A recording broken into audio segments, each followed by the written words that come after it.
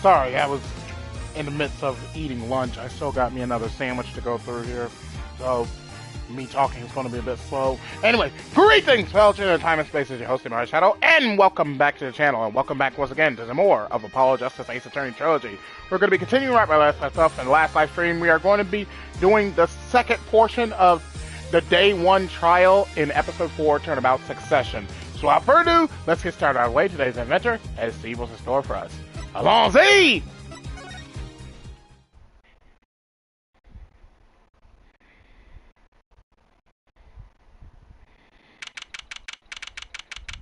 October 8th, 1:24 p.m., District Court, Defendant Lobby number 6. Okay, so where exactly does this leave us, Apollo? Well, the Drew Measham who was killed wasn't Drew Measham the forger, basically. Huh? Well then, who was he? Well, he was actually doing her nails. So, you really made those forgeries?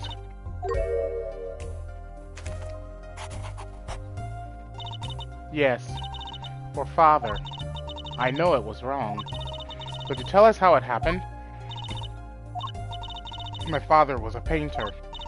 I loved painting ever since I was a child. One day, Father saw it in me. He saw that I had the talent. The talent for making forgeries? How should I say it? It was not only paintings I made. Given the materials, I can make anything. Anything? Father was so proud, and I so happy. But, in the end, I was making those forgeries. I've never had a good constitution, nor personality. I know very little of the world outside my door. Now, because of me, Father is... Do you know about this red envelope? I remember that envelope. It was some time ago. So you were already creating your works back then? I started when I was only 12 years old. So the one who figured out the stamp was poisoned. That was... Mr. Justice! It's time! To the courtroom, please! But right! Out of time. Wait, Vera, just one more thing, please. Those 3 paintings in the studio. I painted those as part of my work. Right. See, we checked them out, and we saw what was underneath. We saw the rough sketches underneath the 3 finished paintings. I see. Mr. Justice. Yes? Father, he knew of you. Of both of you. Your late father? He was watching, gathering information. All about the Wright & Co. law offices. But lately, we're not doing just law! Yes, you do tricks, gags to amuse, and play piano. Well, they're not really gags. Yet when Father heard you had resumed the legal business, how pleased he was. Who was Mr. Measham? How am I supposed to know? What if he was Daddy's daddy? Judging from the relative ages involved, I say it's highly unlikely. Things are already confusing enough with all these daddies running around. We know that the victim's daughter, Vera, was the forger. What does this mean for the case? Guess we're about to find out. October 8th, 1:36 p.m., District Court, Courtroom number 3.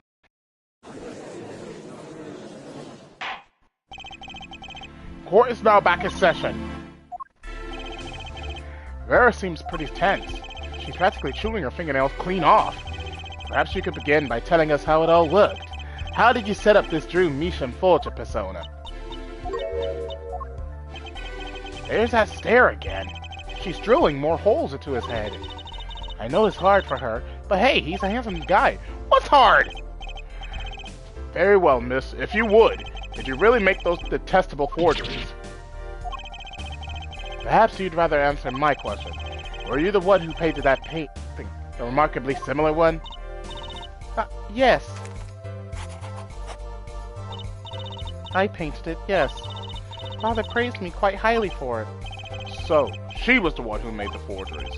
Yet she did not wish to reveal the truth of their operation, so the victim was a stand-in, a decoy. To the world at large, he was the forger, not her. I've done a bad thing. I have, haven't I? Regardless, we need a little more information. About, for instance, this! You have seen this before, yeah? Yes, it was in the desk drawer. Very well, you may proceed with your testimony. Tell us everything you know about this envelope.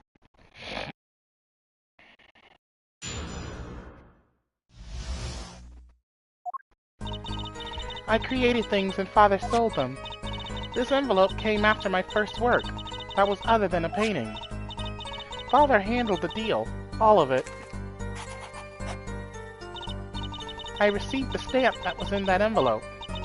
It was after that job that we moved to the current studio.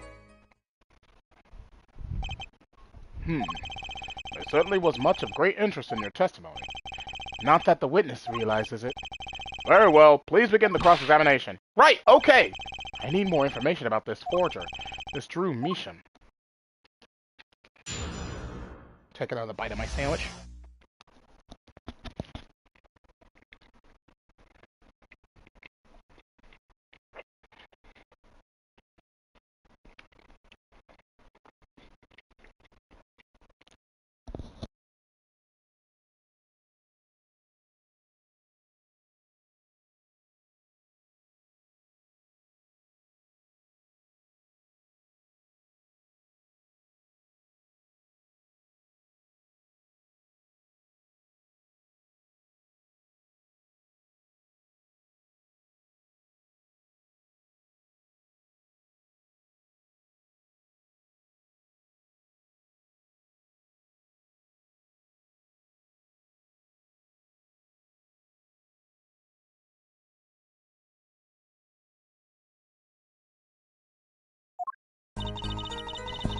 I created things and Father sold them. So these things you were making are... You mean paintings identical to other paintings, right? The closer they were, the happier Father was. I was happy too. Still, you're quite young now. When did you begin this work? My first painting sold when I was 12. Your Honor, she had no idea what she was doing was illegal. Easy there, little attorney. You're not here to defend her for the crime of forgery. True. Please, tell us more about this envelope. This envelope that may very well have killed your father. Alright. This envelope came after my first work. That was other than a painting. By other than a painting, you mean you'd only done paintings up to that point? Yes. But Father had a realization. He noticed my talent extended to making things other than paintings. For instance, a letter someone had written, or a fingerprint left upon a cup, or a signature on a document, a seal upon a letter. None of this makes her sound very innocent at all. And the $100,000 promised in this letter was to start the beginning of a new industry for Drew Measham. A new industry? The creation of items to be used in criminal proceedings. Forging evidence, in other words. Uh-oh.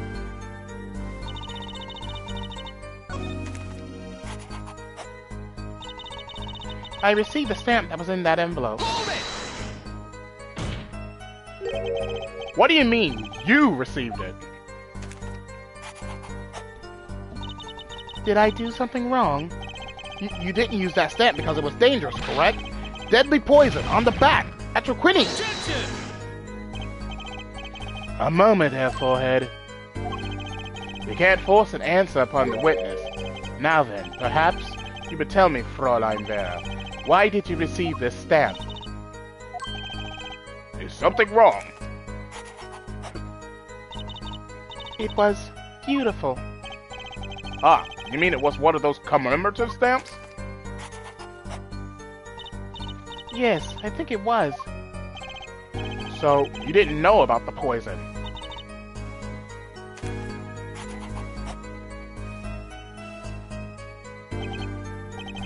I guess not. So the trap failed by chance, by mistake, thanks to this commemorative stamp. Quite the close call. It was after that job that we moved to the current studio. You mean you moved to where the current Drew studio is? Yes, we saw very few people there. I began drawing picture books. This single job had tied them to the criminal underworld. I think Mr. Measham wished to reduce their visibility in the world at large. When we had to meet someone for some reason, Father posed as the creator of the work. So that was the real essence of the artist Drew Measham. You did the work and he supplied the face. So, you really didn't know anything, did you? You had no idea how much danger you were in.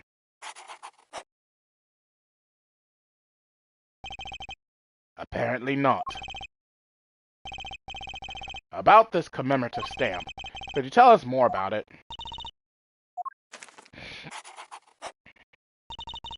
It was very pretty, and more than that... Yes? It was a picture of people I liked at the time. This is something new.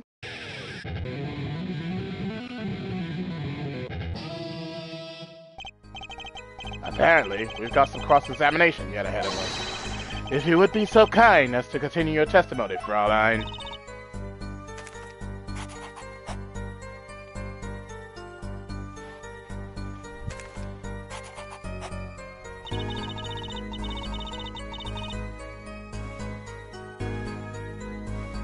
The stamp was a picture of my favorite magicians, so I kept it. The true Gamare? Objection! Those magicians you like. Was it this bunch?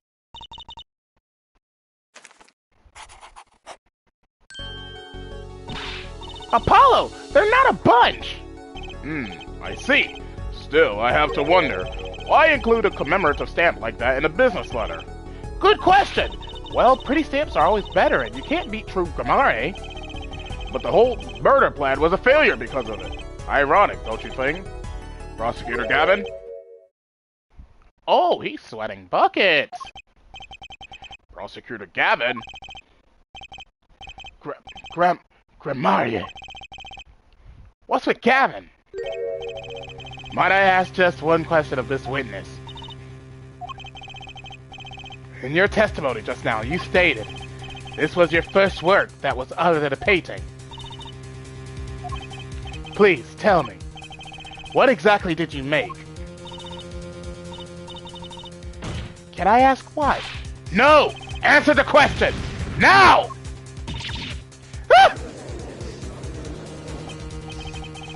But Prosecutor Gavin, you're usually not the one whose volume concerns me. Yes, it is unbecoming of me. I apologize. But I must know. Please, Miss Measham, tell me. It was a book.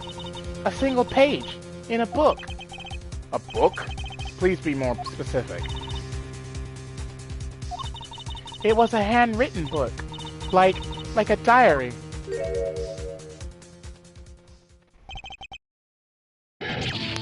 No! I don't know!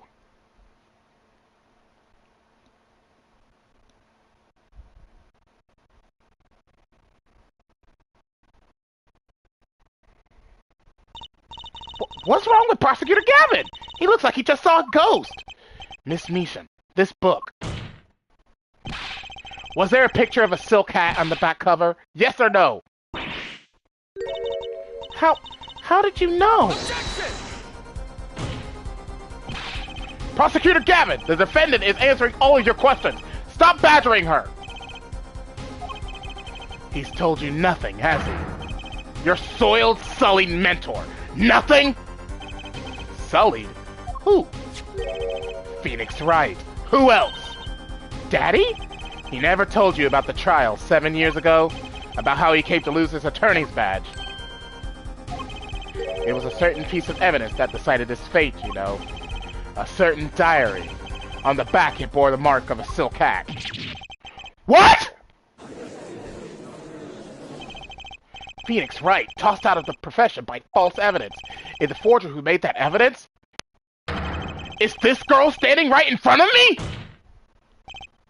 Farah, you must tell us! The evidence you made was used at a trial 7 years ago.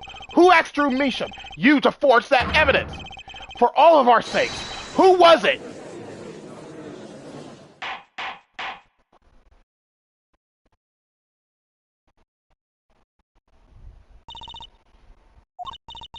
We only met once.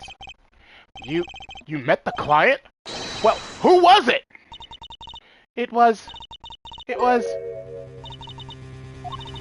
What's going on with Vera? She's staring at Prosecutor Gavin's face again.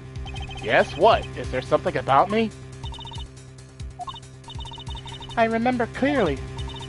I remember who gave me the book, the diary. Who was it? Ugh! Vera!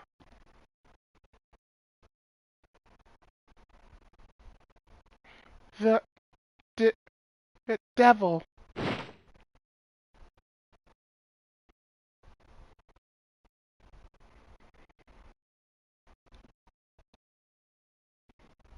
Defendant Vera Measham, condition unconscious. Examiner's diagnosis, acute atroquinine poisoning.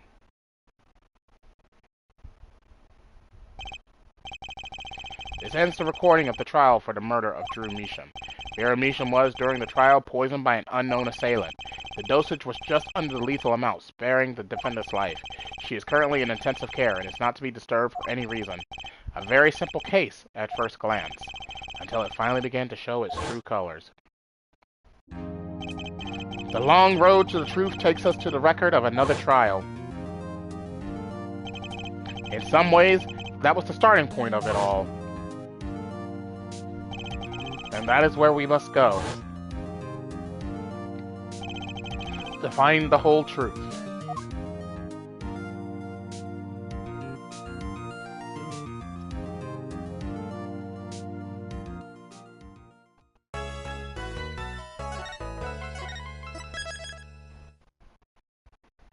Alright. And now, we continue.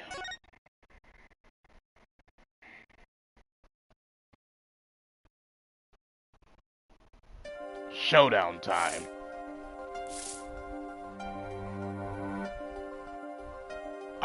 I lost. It's only a game of poker. A game I've played for a long time, and only lost twice. Who was the first? The man I killed, of course. Well, it seems I found the partner I've been looking for all along. Over a game of cards. Why, yes, over a game of cards.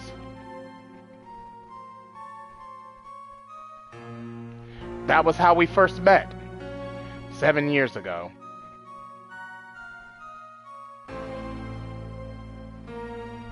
Seven years earlier, Phoenix Wright's final trial. Take another bite of my sandwich.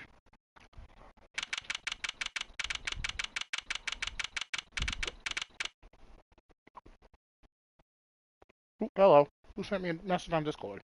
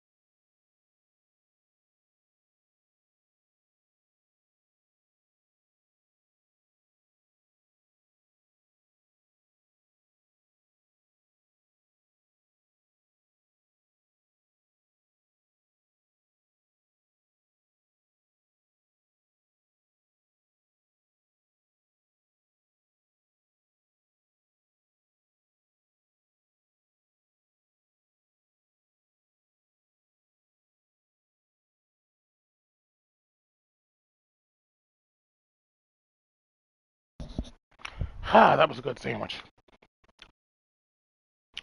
Anywho, April 19th, 9:27 a.m. District Court, Defendant Lobby number 2. Whew, okay. It's been a long time since I felt like such a rookie. Gotta try and relax. Ah, good morning, Mr. Enigmar.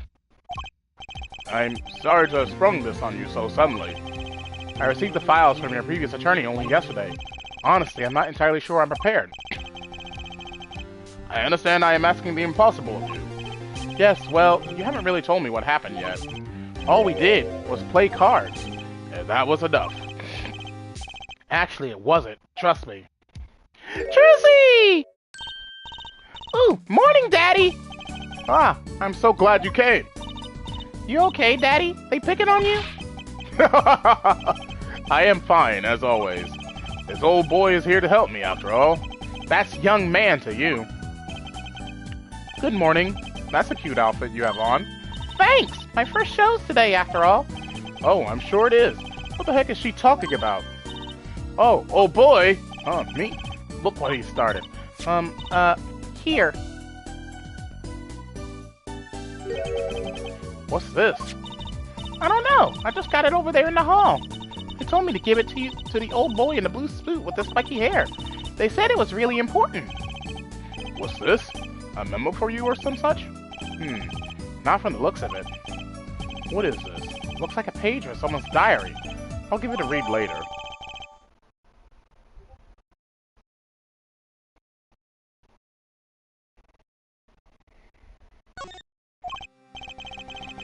Well, how do you feel about the trial today? We'll get through it, somehow. Incidentally, the prosecutor today is a new guy, I hear. Ah, an easy win then, yes? They're calling him a true thoroughbred in the history of the prosecutor's office. Of course, there's one of those every year. The switching of attorneys just before the trial.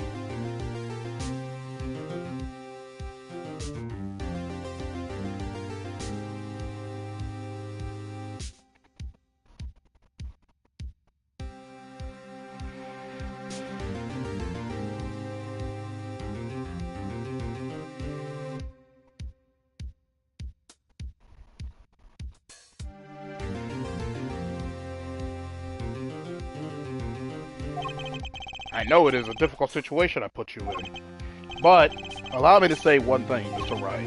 Yes, they will not be able to pronounce me guilty today.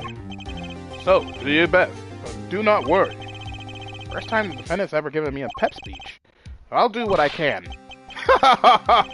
I see you do not understand. You see, it will be impossible for them to declare a verdict. Impossible? Yes, isn't that right, Trucy? Yep, you bet, Daddy. My first look at the case was only yesterday, and the information I was given was a tad bit lacking, to be honest. Still, I'll do what I can, for their sake. I believe the curtains will be lifting any time now. I am in your capable hands, Mr. Wright.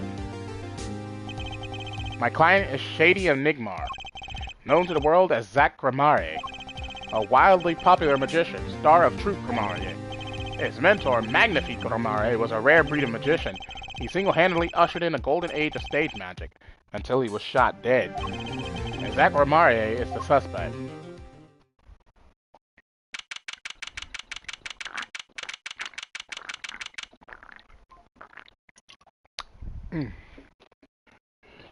April 19th, 10 a.m., District Court, Courtroom number 7. Court is now in session for the trial of Shady Enigmar. The defense is ready, Your Honor. I like, Clavier, not Clavier, Christoph is the douchebag in jail. Clavier is the other one. Clavier looks cool. Is the prosecution ready? I was just thinking, is this what all the fuss is about? Bit of a buzzkill, really. Buzzkill? Is this some new kind of crime? One of the worst. This is a trial, yeah? Where are the sweaty palms? The pounding hearts? A Gaviner's concert's got 10 times the thrill this gig's got. Who were you again? Clavier Gavin. I came to get the party started. Legally, yeah? Gavin? Defense attorney Christoph Gavin? Ah, figures my bro's more famous in this part of town. Clavier Gavin, lead singer for the mega hit band The Gavineers. You're out of your league, rock boy. I know what you're thinking. You're out of your league, Rock Boy. True, my debut single, 13 Years Hard Time for Love, went platinum overnight. But that's just a hobby to me compared to this, yeah? Talkative, aren't you? I like your affected Euro rock accent, by the way. I'm just getting warmed up. Yeah, Ohtani, right?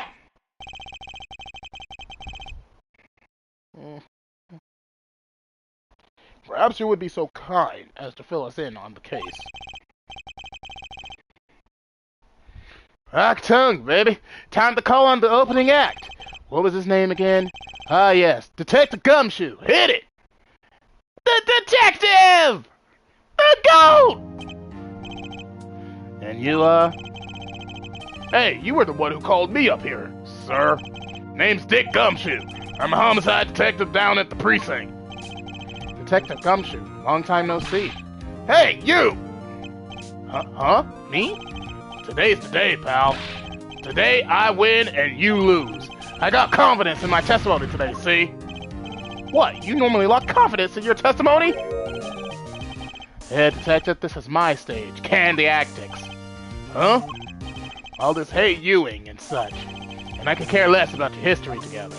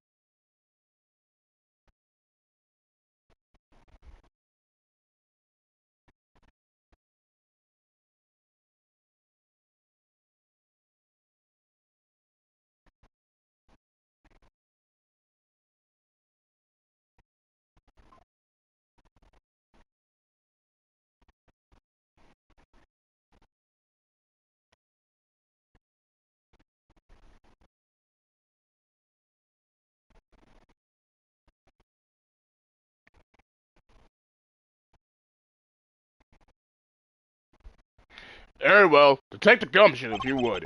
Please tell us about the case at hand. It happened 6 days back, in a room at the General Hospital. The facts are as simple as they come. Here's the crime scene. The victim was a patient, asleep in a hospital bed. The killer comes in, puts a pistol to his forehead, and bam, lights out. Them's the facts. Not so long ago, the victim, Magnifique Gramare, was a famous man. He had the entire country under his magical spell, as it were.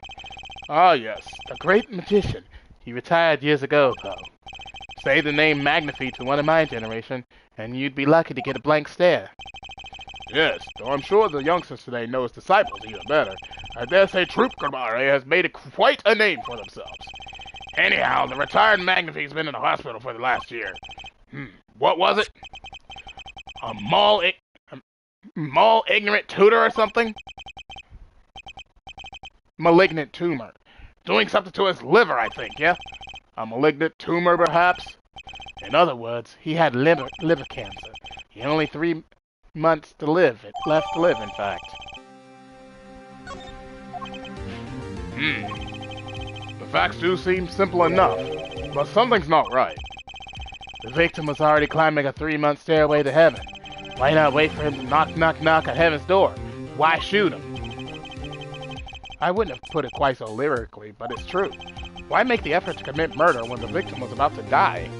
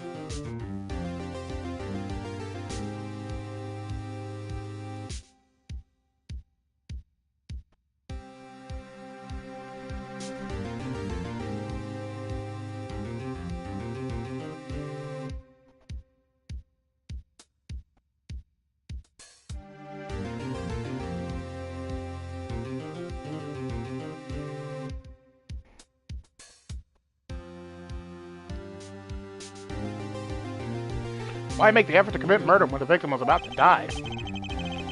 Incidentally, the victim had a serious case of diabetes. Diabetes?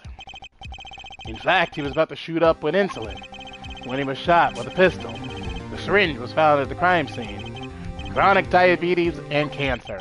As much as it pains me to say it, the victim was clearly at the end of his life.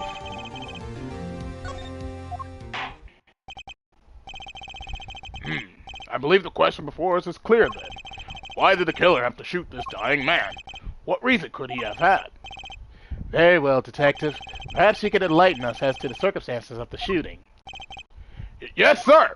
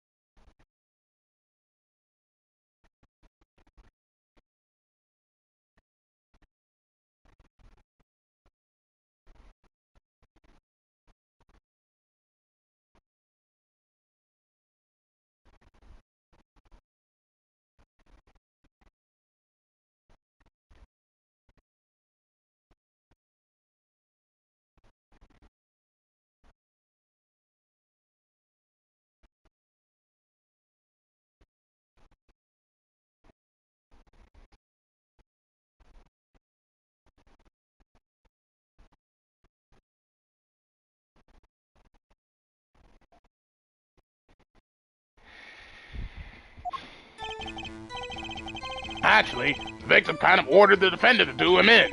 A few days before it happened, the victim sent a letter ordering his own murder. The defendant did what was asked of him and shot the old man in the forehead. The bullet was fired from the pistol found at the scene, no doubt about it. And the pistol definitely belonged to the old man, sir. What? You're saying the victim ordered his own shooting? Those are the facts. I have here the letter in question. To my beloved I was reading that.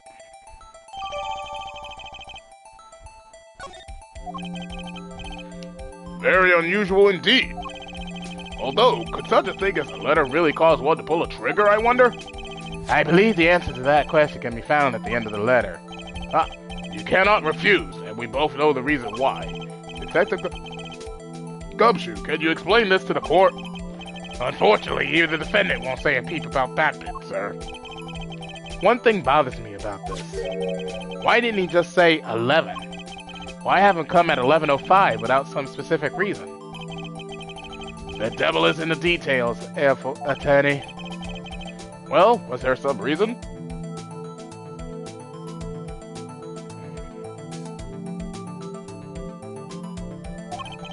As it turns out, there was. Every night for a half hour, starting at 11, the victim, Magnifique Gramare, was given an IV. An IV? There it is in the picture, off to the side of the bed. At 11, a doctor would come to set up the IV. 30 minutes later, he would come back for the empty bag. This happened every night, without fail. So that was the only time they could meet without the chance of an untimely interruption. During his IV. Very well, shall we begin? Mr. Wright, your cross-examination, if you would. What's this reason he couldn't refuse, I wonder? He could have at least mentioned it to me.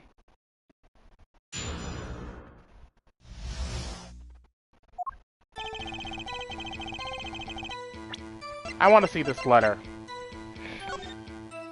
To my beloved student Zach, to you I entrust the task of lowering my life's curtain. Come on the 13th, 11:05 p.m. I will ready a gun with which you will shoot. One shot square in the forehead. You cannot refuse, and we both know the reason why. Magnifique Gramare.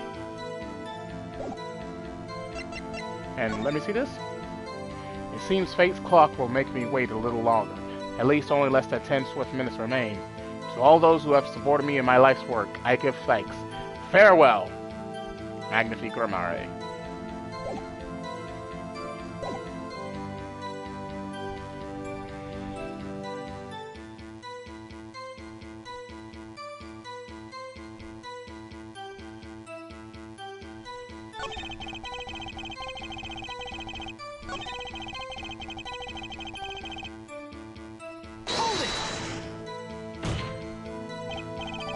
How can you be so sure? Hey, you gotta learn to stop relying on people to do your thinking for you, pal. Learn to think for yourself. Get that noggin cranking. You failed to grasp the concept of questioning, detective. First, we got this letter. It says shoot, in the forehead, loud and clear. I can see that, but I still wouldn't do it.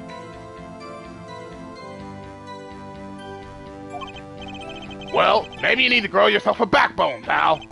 You failed to grasp the concept of shooting people as bad, detective. We also found the defendant's pistol at the scene. Traces of gunpowder residue shows that it had been fired recently. Well, Mr. Wright? As far as I can tell from looking at this photo, there seems to be no issue with the prosecution's claim. The photo. Maybe there's something in there I could use. So they're saying the defendant shot the victim in the forehead.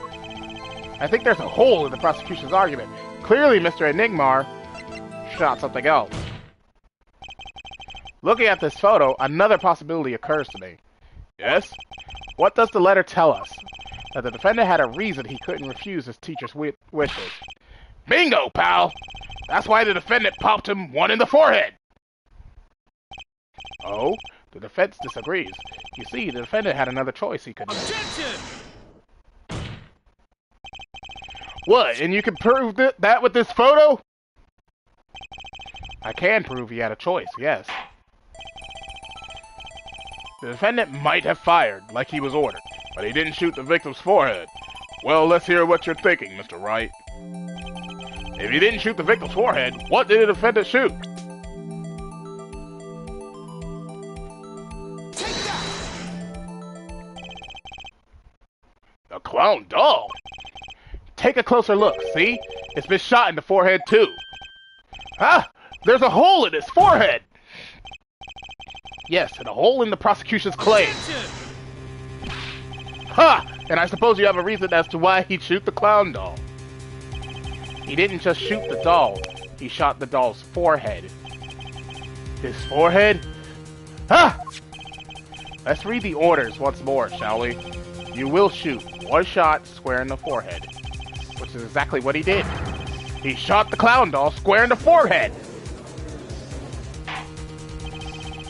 The defense has raised an intriguing possibility. That hole in the clown's forehead. It definitely looks like it was shot. Bailiff, send someone to investigate this matter. I admit, I'm impressed, but I expected nothing less. Still, this doesn't mean he didn't shoot the victim. Perhaps he did have to shoot a forehead, as ordered, but the letter says nothing about whose forehead. This was the only way he had to follow his orders without taking a life. The bullet hole in the clown's doll's forehead does demand an explanation. It might very well be a clue, yet Prosecutor Gavin is right. It alone does not prove the defendant's innocence.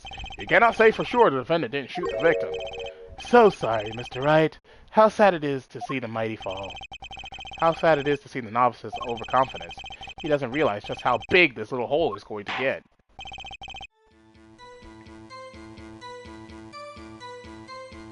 Detective Gumshoe, please take this newfound fact into account as you continue your testimony.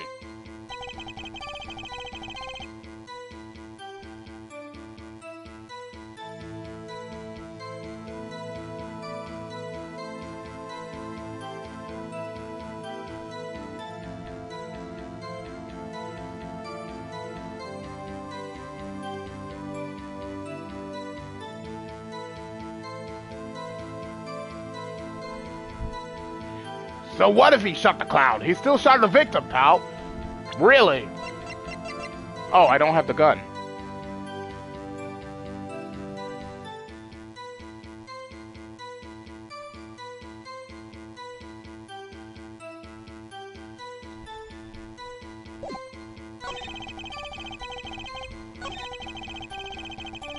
The bullet was fired from the pistol found at the scene, no doubt about it.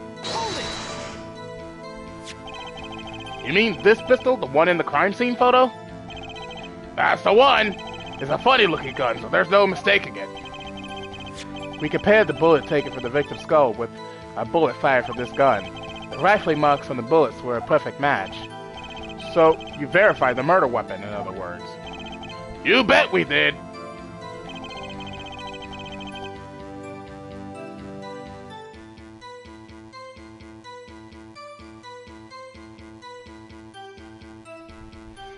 And the pistol definitely belonged to the old man, sir. Why are you so certain? What pile of sand has your head been stuck in all this time, pal?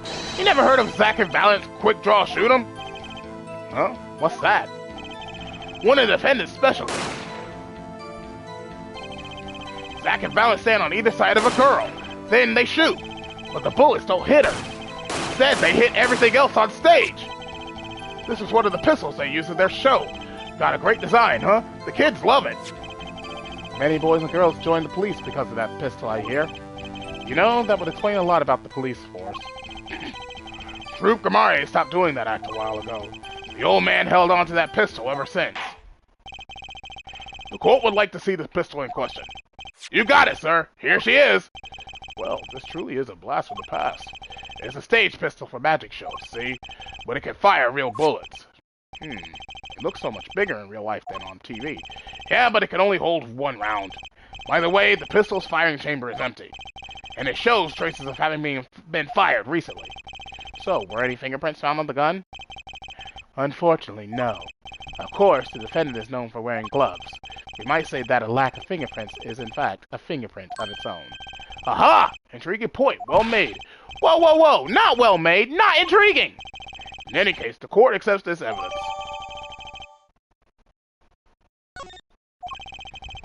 My grandchild would get a kick out of seeing this. And now it's time to return to our testimony.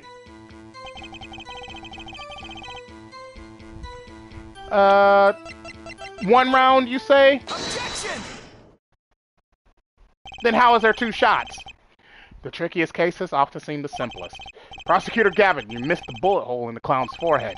If you hadn't missed that, you might have come to a very different conclusion. Understand?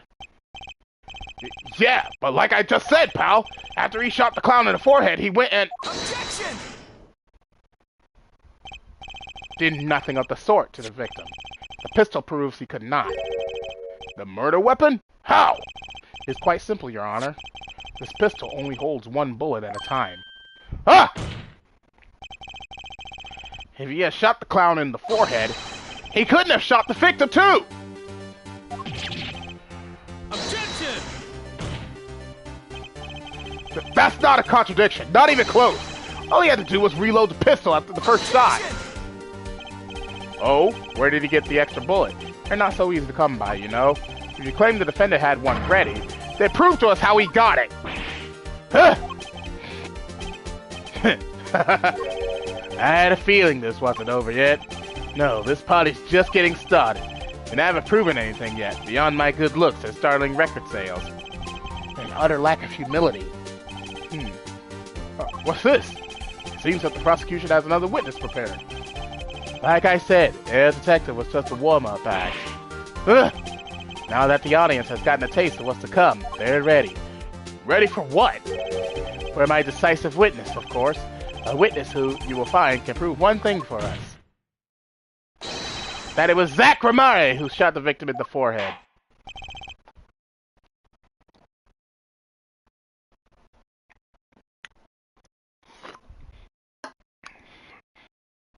Very well. We will pause for a 15-minute recess. This might be my lucky break. I'll need that 15 minutes to talk to my client, Zack. Court is adjourned.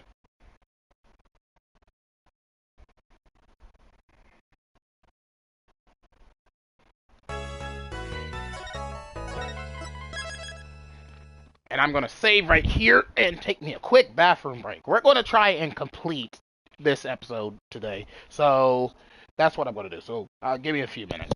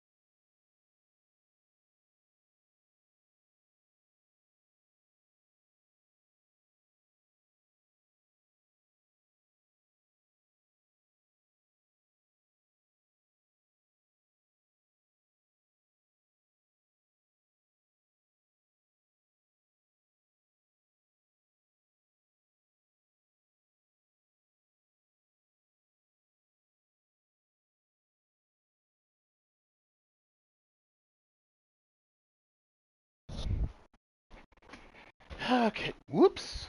I'm all out of drink. Hang on. Get my bottle of water here. Ran out of tea.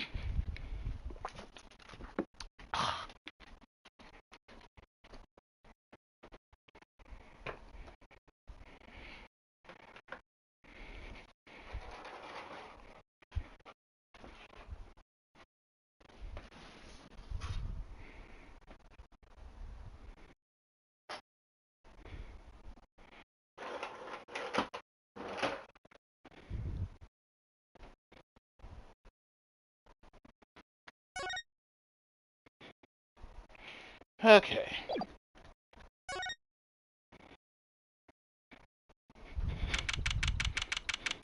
April 19th, 11:21 a.m. District Court, Defendant Lobby Number 2.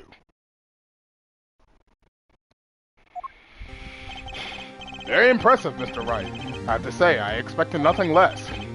We've only just begun. I was hoping you could tell me a bit more about what happened, actually. I did not think you would believe me if I told you. Better that you discover the truth for yourself. I was thinking of you, you know? I think we need less thinking and more talking. That night in the hospital, what really happened?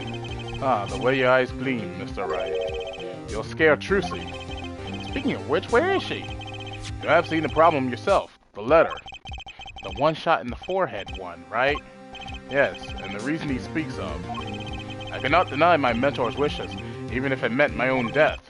Why not? This is something I will not say, for now at least. What's this for now business?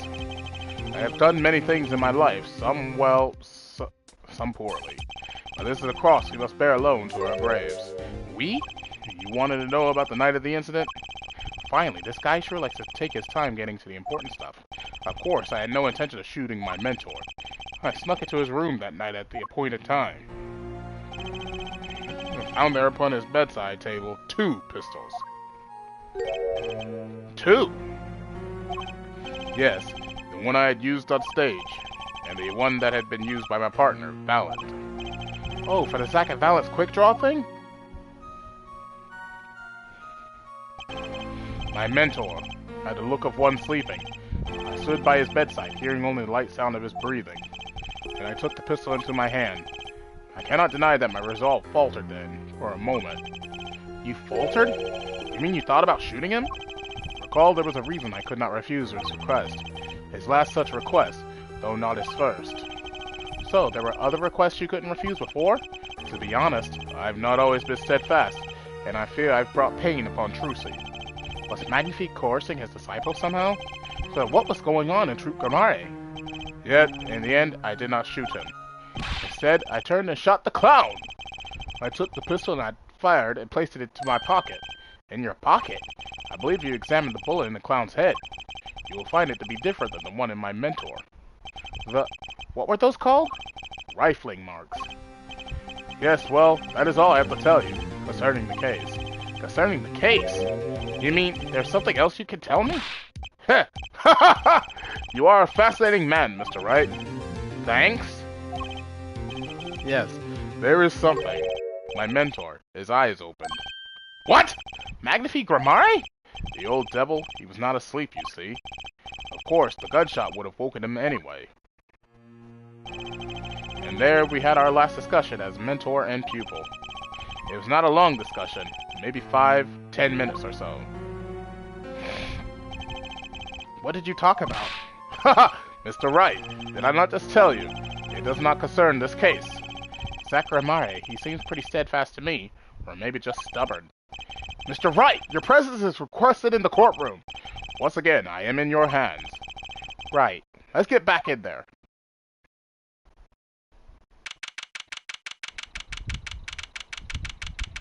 April 19th, 11:37 a.m., District Court, Courtroom Number 7.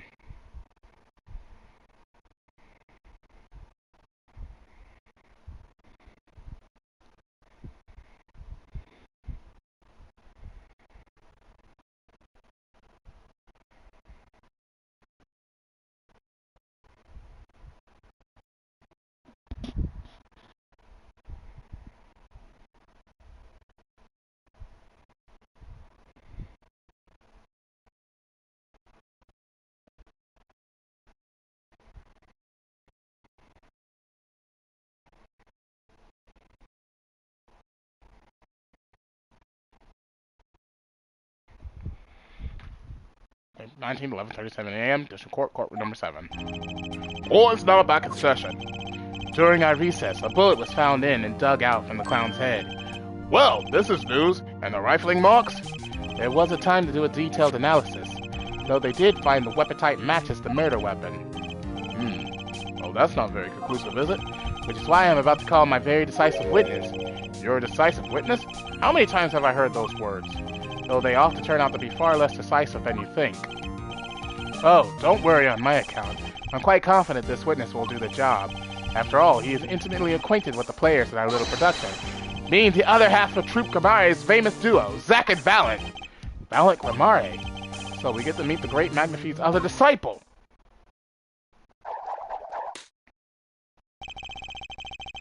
Perhaps we'll start by asking your name and occupation.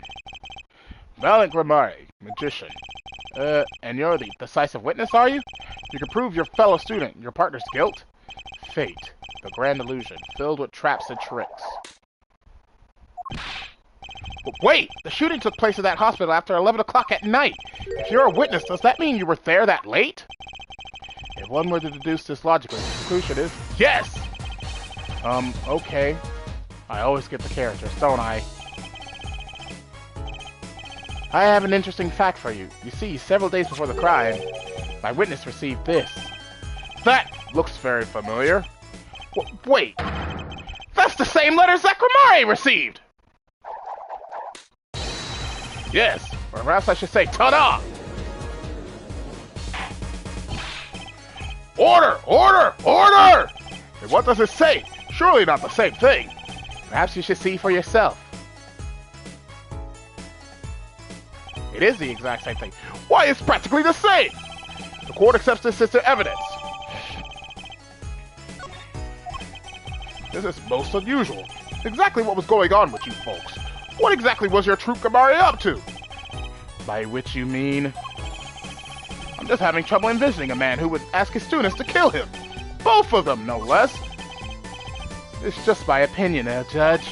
But from these letters, I say he was coercing them, not asking them. We walked the magician's path together, and in so doing shed much of our lives. When people are so close, there is strain, a warping of relations, you might say. Yet this has nothing to do with the case at hand. By which you mean you're not going to tell us, which makes me wonder even more about this reason they couldn't refuse. Well, let's get on with the testimony for starters. The defendant Zacharimari stands accused. Tell us why. Oh, I'll do more than that.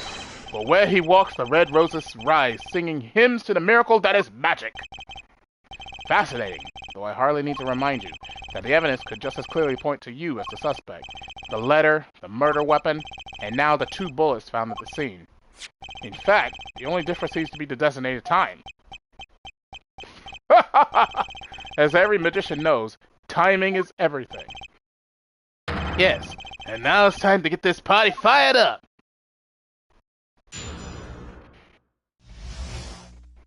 The night of the crime. That night, I visited a hospital room at the time Magnifie requested. The smell of gunpowder hung in the room, and my mentor had taken his final bow. I did not imagine my fellow student might have received the same instructions, yet a deal with the dead is still a deal. Death's sweet kiss I gave to the clown. Then I informed the doctor and the police. So you were the one who reported the crime. Indeed, I would think this fact alone would clear my name of suspicion. Let's not jump to any conclusions. Yes, the cross-examination generally comes before the conclusions in this court. But if your testimony proves to be true, then the defendant, Zacharimari, is guilty. And if it wasn't Zacharimari, then the killer was you, Valiant! And no disappearing act will get you out of that.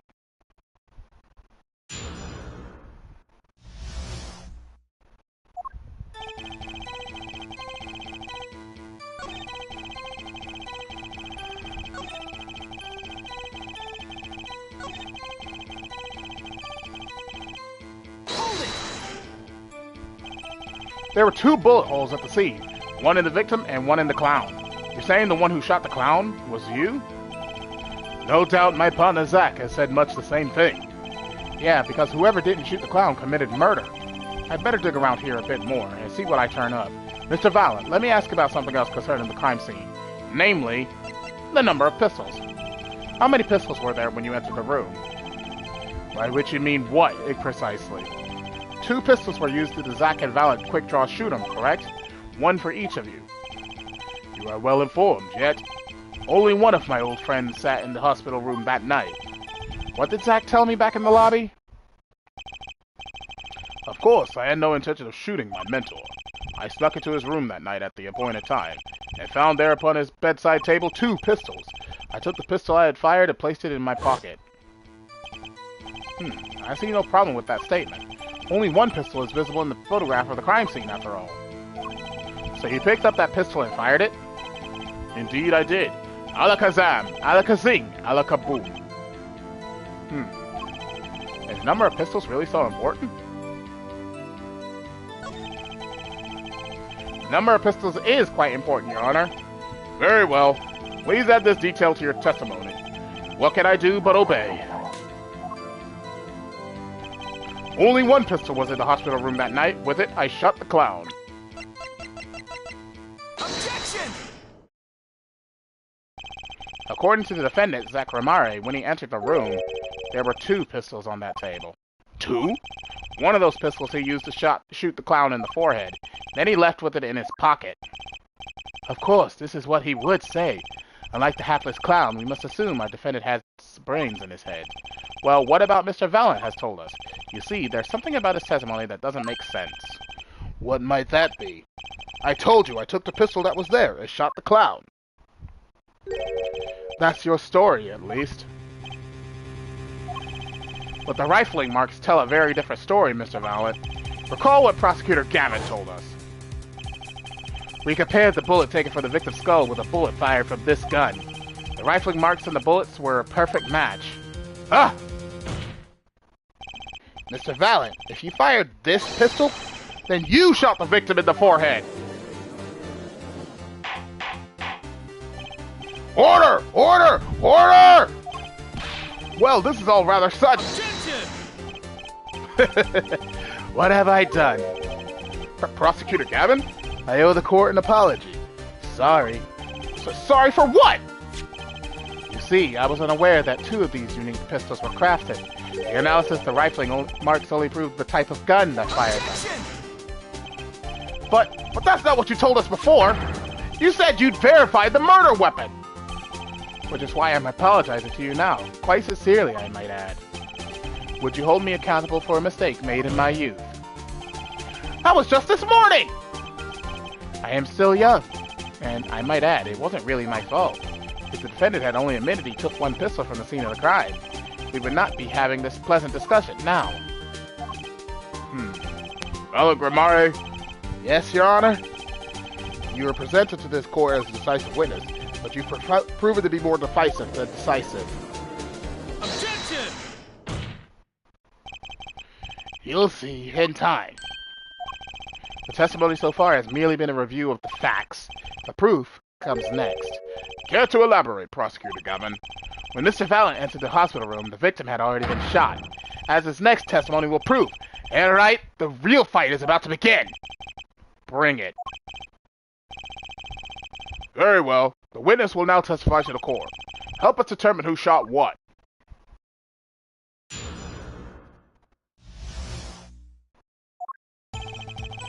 I arrived at the hospital room at the appointed time, which is to say 11:20 p.m. After discovering the body, I fulfilled my obligation, and called in the doctor. The doctor examined the body before the police arrived. He was quite clear about the time of death, 11:10 p.m. And the one in the room at that time was my partner, not me.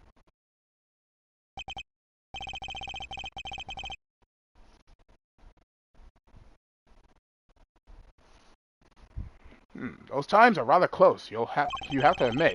We're talking about an alibi established over a matter of minutes. To use a 10-minute discrepancy as the basis of your alibi is easy to explain in this situation, Judge. For example, take our debut hit single, 13 Years Hard Time for Love. Cue to the song, press the play button and it will play for 2 minutes, 15 seconds. Do it 100 times, the result is the same. Their debut single was only 2 minutes and 15 seconds long? What a ripoff! Magic is a world of utmost precision. Hocus pocus requires an admirable focus, and in the time of death determined by the doctor, there is an incontrovertible truth. Very well. The prosecution warns us that we're dealing with rather precise times, and we could expect the cross-examination to require the same level of precision. I would hope the defense refrains from its customarily broad, sweeping accusations, lest we blur the focus that this case so clearly demands.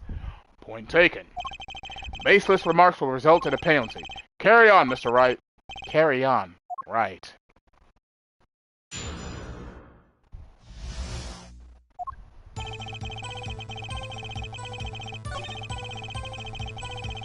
Well, this one's very easy.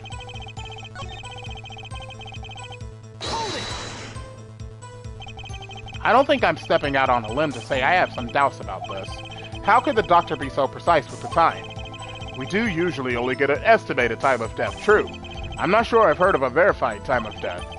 Magic revels in making the complex appear simple, but reality is the opposite. What appears complex in this case is a simple matter of subtraction.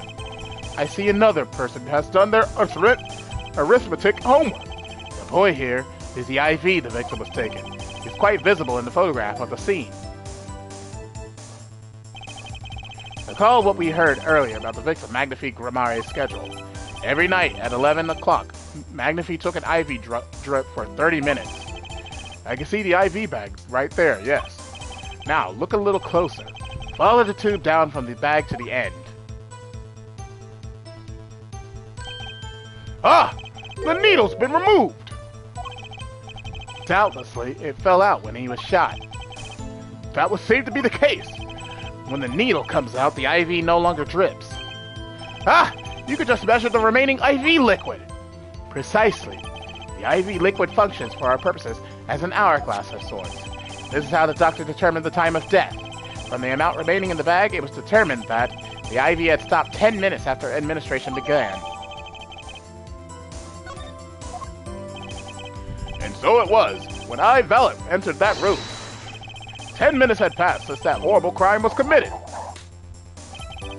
And this is proof. Well, Mr. Wright? Did that seem important? Very important. Well, seeing how it is the biggest clue we have to the time of death, I say it's very important. Agreed. It would be hard to imagine a more precise way to determine the time. Behold the power of arithmetic. Very well. The witness will add this detail to his testimony. Sometimes the most magical thing of all is the truth.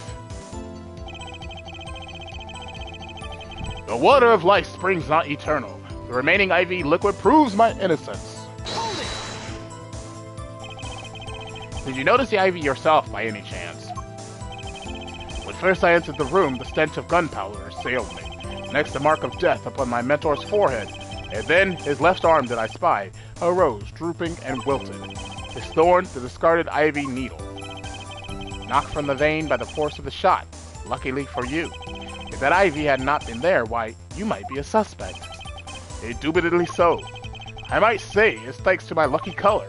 Your lucky color? Indeed, even today I wear it proudly upon my suspect self, for it always, without fail, brings me luck. Why, when Zack and Valet won their first Magician's Grand Prix, yes, the very one held by the Association of International Magicians, I was adorned in this attire then too, and a trophy, a bust. Ah, what a day that was. This is one trip down memory lane no one needs. My lucky color, yes indeed, and that IV too. I say, I think 'twas hued, especially for me, Valet. That does seem to be the case, indeed. Well, Mr. Wright, any thoughts of this testimony? Valet sure looks happy with himself. Okay, how about this lucky color testimony? There's a contradiction. It certainly sounds like your lucky colors brought you plenty of luck, but not this time. Mr. Valet, your lucky colors betrayed you. I'm afraid you've lost me. Your Honor, the witness's testimony just now clearly contradicts the evidence. What? Please recall my warning at the beginning of this cross-examination, Mr. Wright. Baseless accusations will be duly penalized. I do hope this latest accusation is well-based.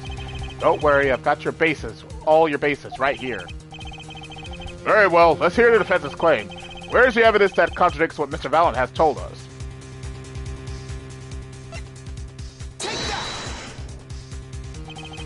The crime scene tells all, Your Honor.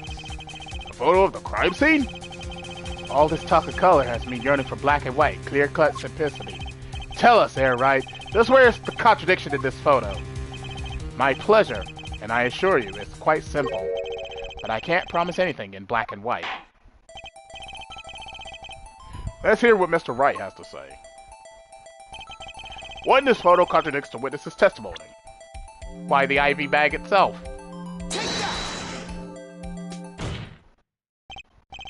Valid Grammare, let's get one thing straight about your lucky color. It's yellow, yes? Kinda takes the mystery out of it, but yes. Something wrong with yellow, Mr. Wright? Yes, there is. Decisively wrong, in fact. Take another look at the photo of the crime scene. What's this? Confusion, doubt, tell us, what do your elderly eyes spy? Even my elderly eyes can see a problem here, Mr. Valet. Look at that IV bag! Ah! What is this? What foul magic? It would be hard to call the IV liquid yellow. And I'm afraid no magic was involved in the taking of this photograph. Ah! Alaka, no!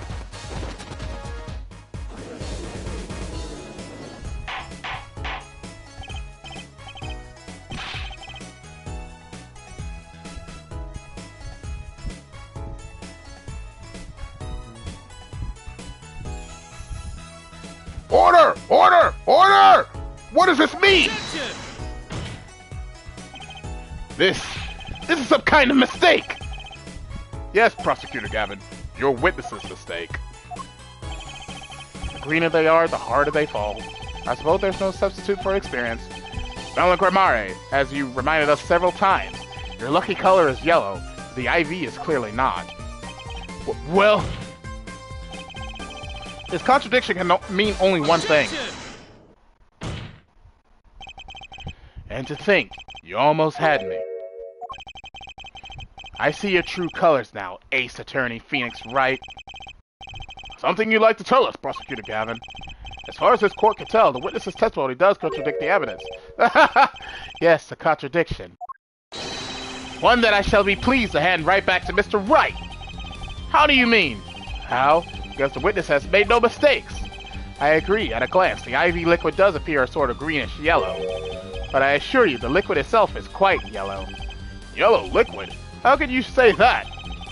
As far as I can tell from this photo, it's green. Yes, but what color is the IV bag itself? The bag? You mean the plastic bag on the hook? It looks like I want to say light blue? Precisely. Figured it out yet? Put a yellow liquid in a blue bag and you get green. This, incidentally, is the liquid's true color. I see. Your explanation does have the ring of truth to it. Objection! As I thought. There's no substitute for experience, Prosecutor Gavin. What? You may tell a good tale, but you've just proven something rather grave. For you, that is. Grave? The liquid in the IV is yellow, yes. But how did this witness know that? It's quite unnatural when you think about it. You did think about it, didn't you? Your Honor, the defense requests an explanation from the witness. At the scene of the crime, the IV liquid appears to be green. So let me ask, how did the witness know the IV liquid was actually yellow? Oh, the best track in the entire series. Oh my god!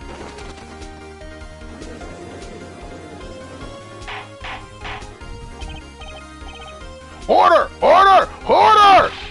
Mr. Wright, you will explain this at once. The witness clearly knew the color of the IV liquid, so I'm sure it means something, but what? I can think of only one possibility, Your Honor. The witness, Valid Grammare, has testified that the IV liquid is yellow because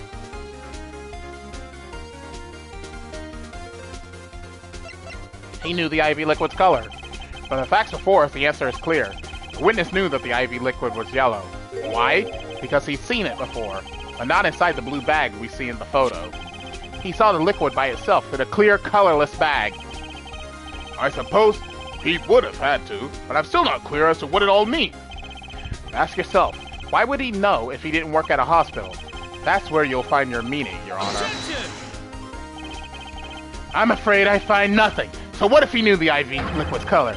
Leaves are getting excited over absolutely nothing to our teeny bopper fans, yeah? Objection! The IV liquid is the only evidence proving the time of death. A 30-minute hourglass with 20 minutes worth of sand remaining. Your claim, Prosecutor Gavin? I remember it well. However, there's a critical difference between an hourglass and an IV bag. Wait, I know! An hourglass uses sand, but an IV bag uses liquid. I'm right? Not quite. As much as it pains me to say this, Your Honor, no. Unlike the sand through an hourglass, IV liquid enters the patient's body, at which point, like magic, it disappears. However, what if the amount of IV liquid had increased? You couldn't tell, could you? After all, there's no way of knowing how much we're in! Let me get this straight, alright? You're saying the witness watered down the victim's IV bag? Not with water, but with IV liquid. That's how you knew the IV liquid was yellow. Now wait! I said wait! How might an amateur such as myself essay to perform such a task? I'm an amateur too, but I can pour water into a cup. I'm afraid there's quite a big difference between a cup and an IV bag. Quite. Can you prove our witness is capable of such a feat? He has a point, amateurs. I, at least, would have some difficulty pouring IV liquid into that bag. You don't need to be an expert to see the look on the witness's face. He added liquid to that IV to throw off the time of death. I tire of these fairy tales lacking evidence. Well, Mr. Wright, any solid evidence to bring us back down to earth? Balagramari, I'm afraid your magic won't serve you well in a life of crime. Might I ask what you're strongly suggesting? Magic relies on props, and props become evidence. Our witness was currently able to increase the amount of IV liquid in the bag. All he had to do was work a little magic, and the prop was...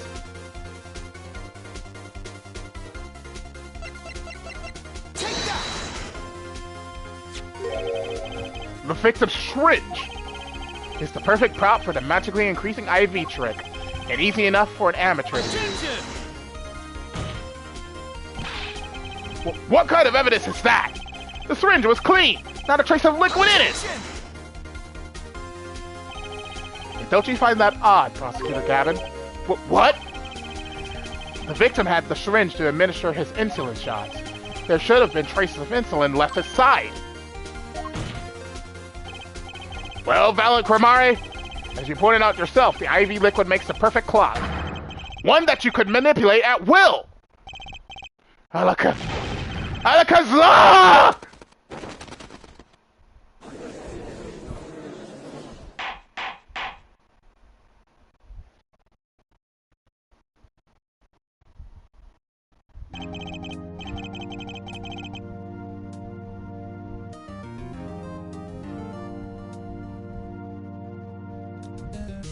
I do believe, well, with this being his first, the burden of this trial has been a bit too much to bear for Prosecutor Gavin.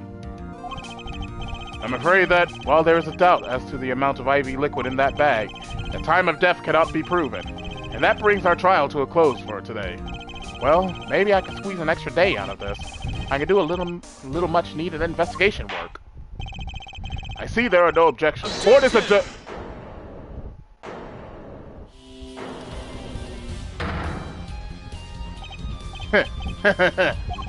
Truly, there's no substitute for experience. Nothing blinds one to the truth so effectively.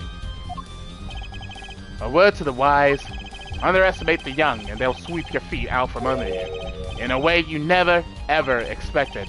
You see, I know exactly what you're thinking. What's he talking about? You say the witness used a syringe to manipulate the level of the IV liquid, but there is no proof. There's no proof you didn't do it either. Yes, quite true. Huh? He's admitting it? Nor was this witness quite as decisive as I'd hoped. This I admit. After all, why linger in the past when the future holds so much? You have something in mind, Prosecutor Gavin? Proof, Judge. I have another way to prove my case. With evidence, no less. What's this? This is the victim, Magnifique Gourmare's diary. Diary? After going into the hospital, Magnifi began writing his memoirs, it seems. The story of his birth, his startling debut, and of meeting his disciples. It seems he intended for the last chapter to end, quite appropriately, with his death. Wait, that book doesn't say what the reason was, does it? The reason why his disciples couldn't refuse his last request? Sadly, it does not. What's important here is on the last page. Apparently, the victim wrote in his journal that night, even after the IV had begun at 11 p.m. Let's read it, shall we? Tonight's IV is in, maybe the last. I leave the rest to them. The first should come soon. This journal may end here or it may go on, but not long. That depends on his hand. All that is left of mine is to lay down my pen. Court accepts this into evidence.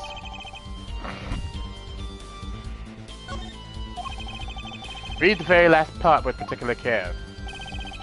This journal may end here or it may go on, but not long. That depends on his hand. Of course, by his.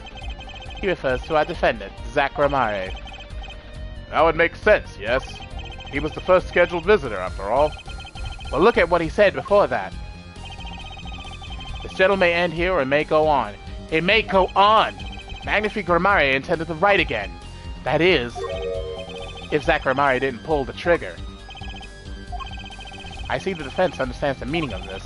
The victim's diary does not go on. It ends! Because Magnifi's life was brought to an end by the defendant, Amariashadow. Order! Order! Order! Prosecutor Cabot! Are you certain that Magnifi Amariashadow wrote this? There's no mistaking his handwriting. Well, this does seem to be significant.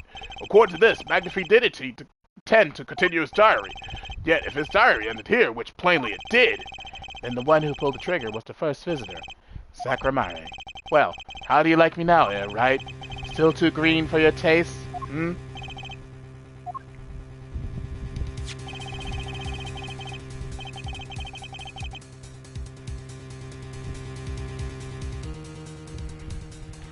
He's right about the diary being pretty clear, so I find it hard to believe that he'd overlook such an obvious problem with his precious evidence.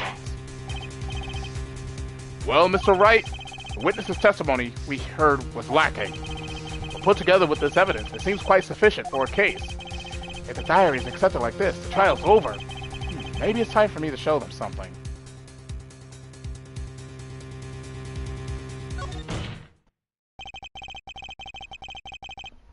I'm left with no choice but to show my own evidence.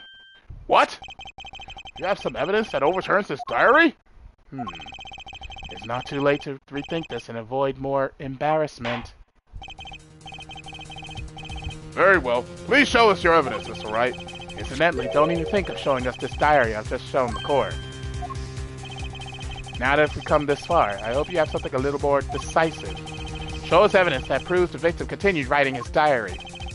Alright, I'd be happy to. Decisive evidence proving that the diary didn't end with this page is...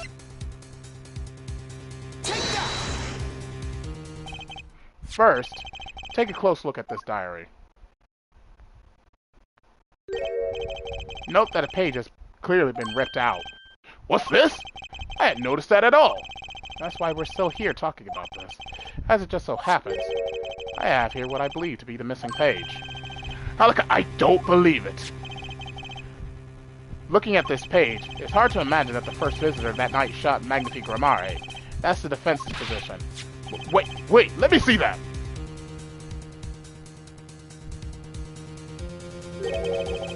What in Sam Hill? Why, this is the continuation of the victim's diary!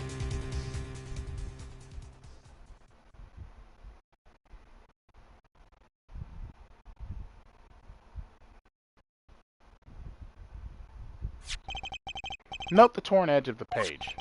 It's a perfect match with the torn remains of the last page of Magnifi's diary. Quite remarkable! Would you care to explain what all this means, Ohtani? The diary continued after his first visit came, which means that the victim was still alive after Amariashadow left, leaving no one to take his life but the second visitor. Amariashadow! No! No! The handwriting too, not just that on the other pages. This is without a doubt the genuine article. Order! Order! Order! But wait! That's impossible!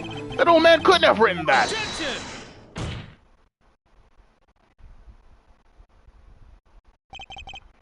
Finally. You just couldn't resist, could you, Airwright? Resist what? Presenting solid evidence? Judge? Yes, Prosecutor Gavin? Might I request we put the current cross-examination on hold? The prosecution would like to call a new witness. But Prosecutor Gavin! This evidence overturns the current witnesses! I ask only to put it on hold. Please, my new witness has a very, very important piece of testimony to give. 5 minutes, no more. I promise, Your Honor. Well, if you put it that way, Mr. Wright, what's your take on this? Well, Your Honor, judging from his enthusiasm, we'll have to hear this new testimony sooner or later anyway, so it might as well be sooner. Then, though this is highly, highly irregular, we will put the current cross-examination on hold. The witness may step down. Now, Prosecutor Gavin, please bring this surprise witness to the courtroom.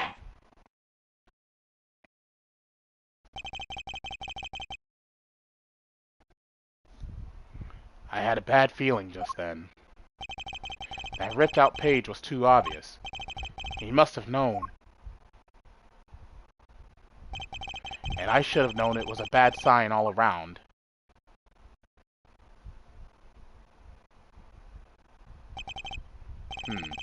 Holding trial with no audience is a first, even for me, Prosecutor Gavin. I beg the court's understanding. But I had to make a judiciary deal with the witness to secure his testimony. A judiciary deal? The details of his testimony may have some legal ramifications, shall we say. I thought it best to contain the information to this room. Very well. And you are the witness, I gather? Yes, sir. State your name and occupation for the record. My name's June Measham. I'm a painter. A painter? And you are somehow related to this case? No, well, not per se. I have one simple question for this witness. Mr. Measham, was it? Do you know what this is? Oh, yeah, I know it well.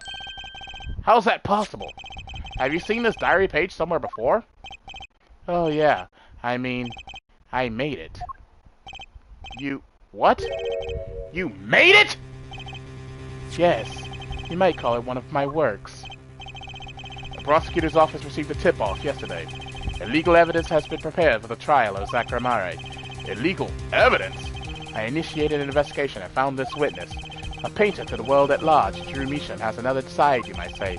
He is skilled in making perfect reproductions of certain things. Forgeries, in other words. Forgeries? Well, so we are to understand that this page here is a fake, prepared by a certain defense attorney. Hold it! I didn't prepare this evidence! Ah, the attorney speaks. Something about this page, I presume. But what is he saying? It makes no sense. After all, it was you who presented this evidence to us, Phoenix, right? Witness! Mr. Measham, was it? Who requested this forgery? Who is your client? That, I don't know. What? Most of my clients prefer to remain anonymous, even to me. I make the items they want and receive my payment. That's the extent of my contact with them. But there's no proof this is a fake! It's a fake. Huh? To avoid just this sort of problem, I always put a special mark on my works. I can say without a doubt, this is mine.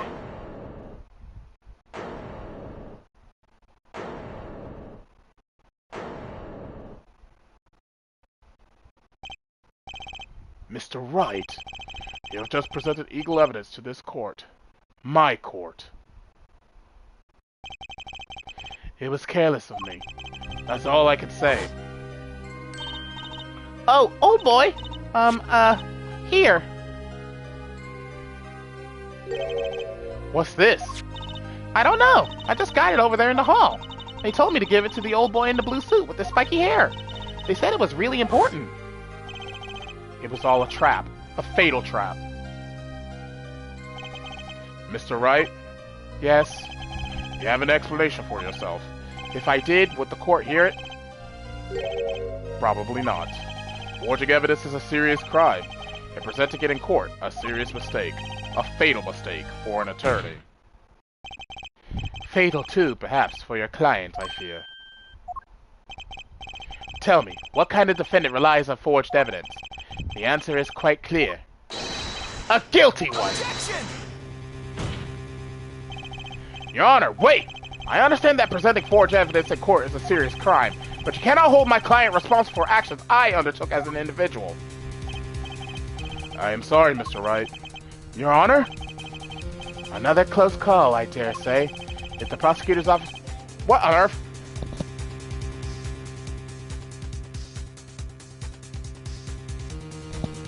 If the prosecutor's office hadn't received that hot tip, everything would have gone the way you wanted it to, yeah?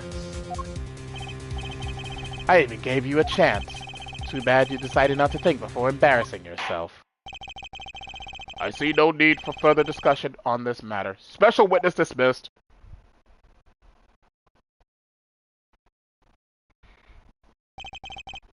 Mr. Attorney? Yes? Could I ask your name? Phoenix Wright. Mr. Wright, I have seen and studied many people, but none like you. I'll remember you, Mr. Wright.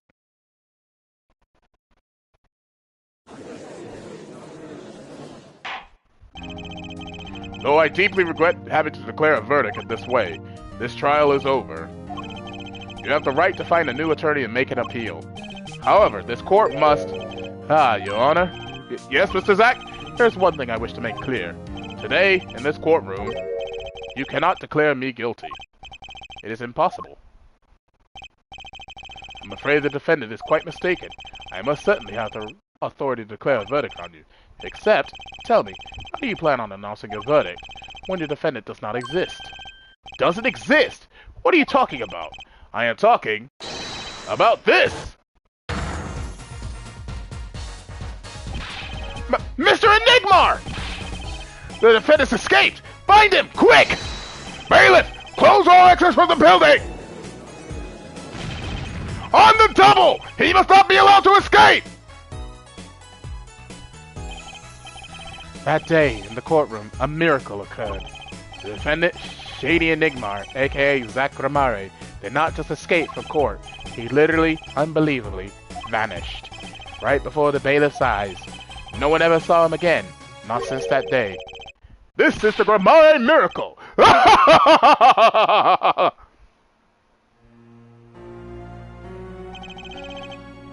No verdict was declared. After all, the defendant didn't exist. That's how it happened. The trial of magician Zack vanished, along with him for all eternity.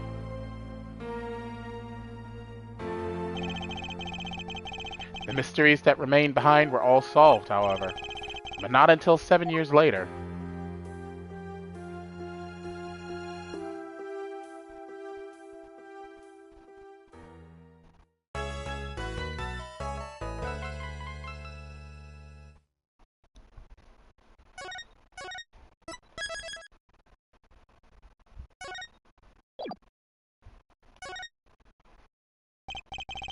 That trial 7 years ago was the beginning of it all. This I know beyond a doubt. The mysteries of the past work their magic on the present, but you'll soon be finding all of this out for yourself. Which of Magnifique Gramare's disciples pulled that trigger? Where did the vanishing defendant, Zack Gramare, go? What dark truth lurks behind the forged diary page? And what about the girl who was left behind?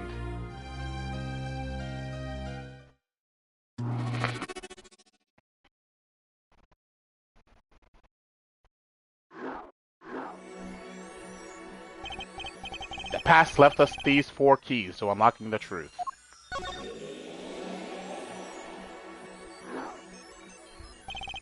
But that's not all. There are 4 keys of the present as well. And when all the questions have found their answers, the final trial will begin. But first, you must chase the truth through then and now. Think of it as a game.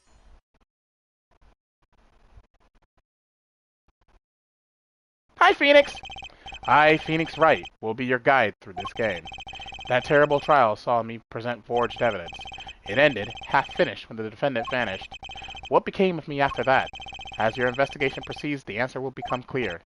Oh, and one more thing. There is something I must tell you. As Apollo Justice has his bracelet, so too do I have my own weapon of sorts. My Magatama. Yeah, the goated Magatama! What does it do, you ask? That I would have you see for yourself. Well now, shall we begin? Use L1 and R1 to jump between the past and present. But let's begin 7 years ago. In the past. It is right after my last trial came to an abrupt end. Now that you know the game, let's play.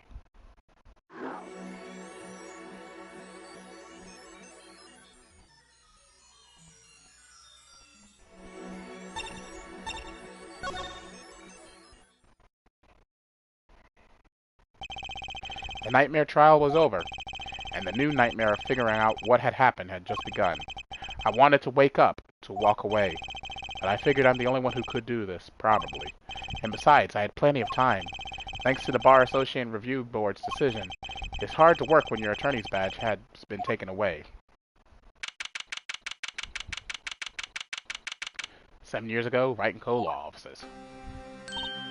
Ooh! Morning, Daddy! Oh, I'm so glad you came.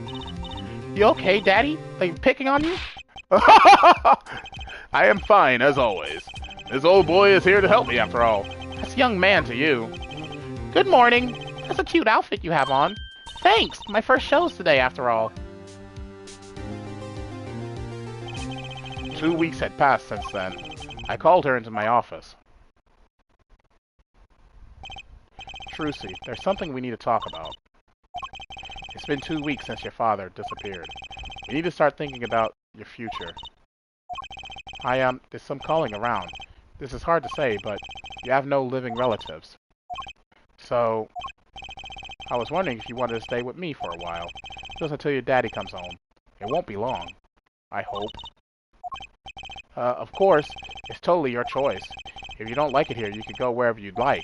I could look up some places you might like to stay at. This is so weird. Mr. Attorney, Daddy told me about you. He said I could trust you. Huh? Really? So if I stay here, does that mean you'll be my family? Huh? I guess so. Getting weirder. Mr. Attorney? Actually, why don't you call me Nick? Or you could call me Daddy if you like. It doesn't have to be today or anything. Okay, say Daddy. That was quick. Yes? If I move here, I have to switch schools, right? And I was thinking, I haven't paid for lunches at my last school for a year. So thanks, Daddy. Oh, and this office? It's a little blah.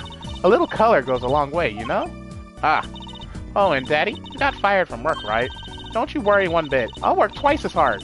We'll make it through this. Trucy, how old are you? Oh, I'm 8. But don't let appearances deceive you. I'm a young professional. Stick with me and you'll do just fine, Daddy. Thanks. That doesn't feel like she's already in charge.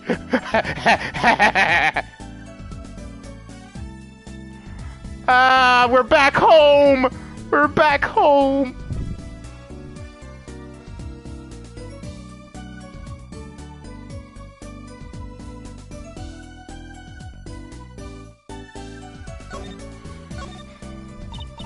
So, Daddy, you got fired for being a lawyer, right? You could at least kind of look aside or something when you say that. It's actually kind of hard for me, for Daddy. Oh, I'm sorry, Daddy. Wait, is that Foolish Bride? Mother and Daddy always used to talk about that. Actually, that's pretty accurate. So here's my idea. We'll make a new office. Law just seems so stiff, doesn't it? And no one will be my friend at school that way. Well, that won't do, I guess. I just don't know how much about anything other than law. Or even much about law if you were to ask some people. Maybe the problem is calling it an office. We should run an agency instead. You mean, like a talent agency? Forgive me for asking, but doesn't that require talent? You've got me, don't you? I'm a professional. A professional? Yep. After all, I am directly descended from the famous TheAmariaShadow. Directly descended. He's your father. Oh, and now I'm directly descended from the famous Phoenix Wright, too. I think an 8-year-old just massaged my ego. Could you tell me a bit more about your daddy, TheAmariaShadow? Daddy? Sure thing, Daddy. Which daddy was that again? Daddy's so amazing. the biggest star of Troupe Gamare, and they're big. The Gamares, they were on television a lot. Haven't seen them on much recently, come to think of it. Big magic happens when you put Zack and Val and Gamare together, you know. Once they made a giant waterfall right there on the stage, and this giant trout swam up the giant waterfall. Let me guess, there was a giant fisherman waiting for him at the top? I wish I could have seen more of Daddy's magic. I shouldn't have brought it up so soon. I wonder what'll happen to me with Daddy and Mommy both gone. Mommy? Yeah, what about Mommy? I haven't heard anything about Trucy's mother. But I have my magic and a great daddy, even if he is unemployed. You know, things are going to be okay. I wonder if she'll talk about her mother. So, Trucy, you're a professional? Yes, it's like that thing they say. Baby frogs grow up to be frogs? They say that? I always thought it was funny, though. What was? Aren't baby frogs called tadpoles? Maybe they thought it would be easier to understand that way for kids. How stupid! Right. So, in conclusion, you're a professional magician, Trucy? That's right. Well, wanna see a trick? You're going to do a magic trick?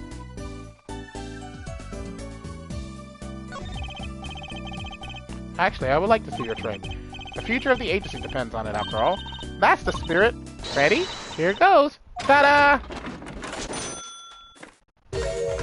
Hey, folks, it's Mr. Hat. I gotta say, it's good to be seen. Ah! Whoa, that was startling.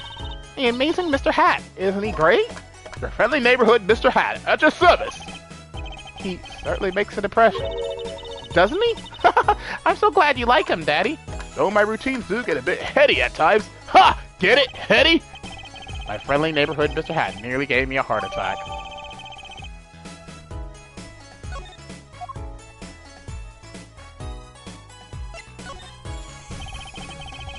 Will you tell me about your mommy, if it's okay? Mommy was so pretty. She was like an angel up on stage. On stage? You mean with your daddy? Yep.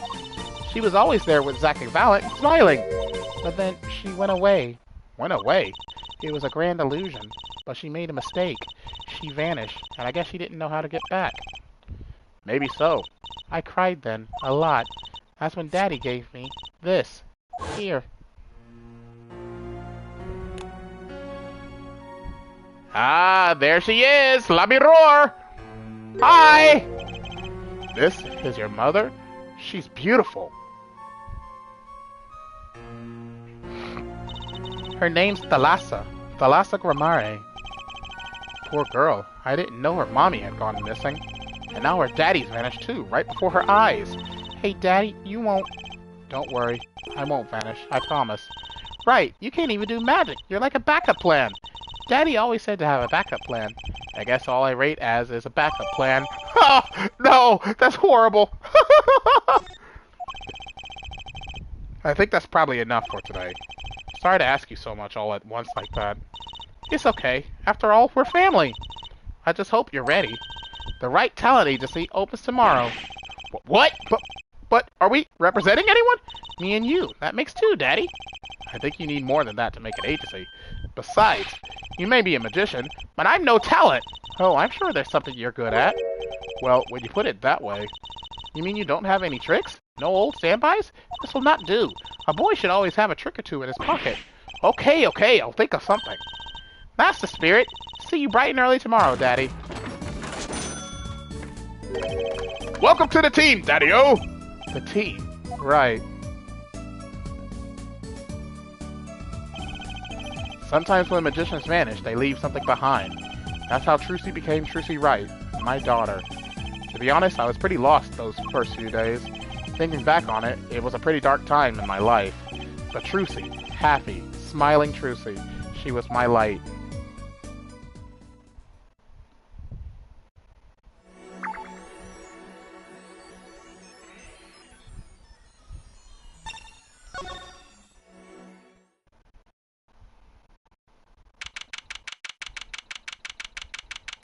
"7 years ago, District Court, Defendant Lobby Number 2. Didn't think I'd be back here for a while. I didn't want to have to remember that day. Oh, I deeply regret having to declare a verdict in this way. This trial is over. Ah, Your Honor? Yes, Mr. Zack? There is one thing I wish to make clear. Today in this courtroom, you cannot declare me guilty. What are you talking about? I am talking about this! Mr. Enigmar! The defendants escaped! Find them quick! Bailiff, close all exits from the building! On the double! He must not be allowed to escape! When I came here on that fateful morning, I still had my badge. But now, like an amputated limb, I can still feel it itching. Where do I start? I don't even have the authority to investigate. Hey, you there, sir! Oh my god! I forgot about you! It's Mike Meekins! Down on the hands, floor on your head! Now, now, now! What's the big idea? My ears! No unauthorized personnel aren't allowed in here! But that would mean all unauthorized personnel are allowed.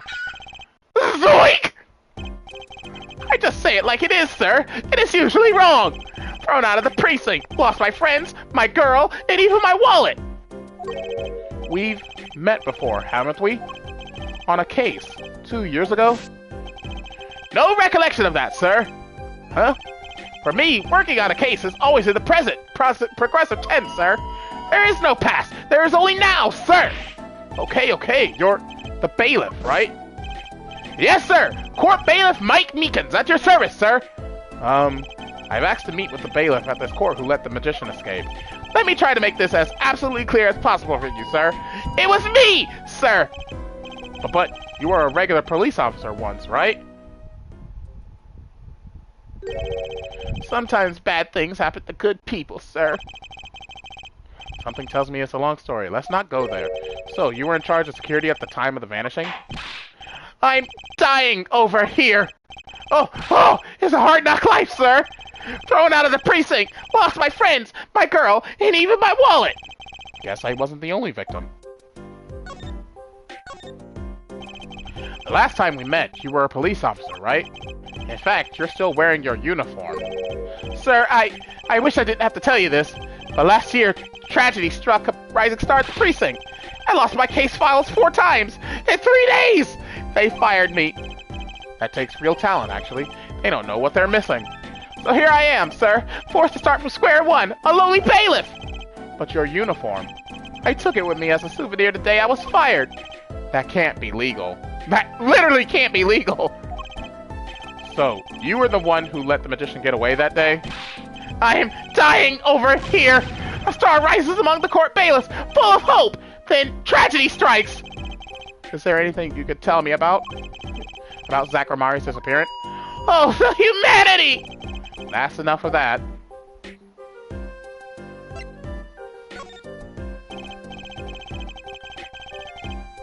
Why, yes, I say it was around 2 p.m. when I heard a commotion in court. I opened the door to see what might be amiss. The door slams open, slam! And some guy's face is right there in front of me. Face! So you saw someone suspicious coming your way. Yes, and I, being a bailiff of little standing, I gave chase. I chased that silk hat all the way down the hall, sir. I have a diagram of the court building here. Aha! There's courtroom number 7. That's where I was, sir. All by myself. Nary a friend to call my own. Okay. And which way did Zacharias run after bursting through the courtroom door? He went up, like this, and around the corner, like that. Wasn't Zach, it was the amazing Mr. Hat. So I, with no delay, ran after him with no delay. When I turned the corner, I saw that magic man run into the defendant lobby. Swiftly I ran. Following him, I threw myself boldly into the room. I remember it like it was right here, because it was. Lobby number 2, sir. You ran into this room? I don't see any place to hide in here. Believe it or not, sir, I didn't believe it. Here, in this room, the magician, gone, vanished like a puff of smoke. Except there wasn't even any smoke. He was just gone. That's impossible. Yes, that word. Oh, how many times have I said that word? Even the sound of it causes me indescribable pain.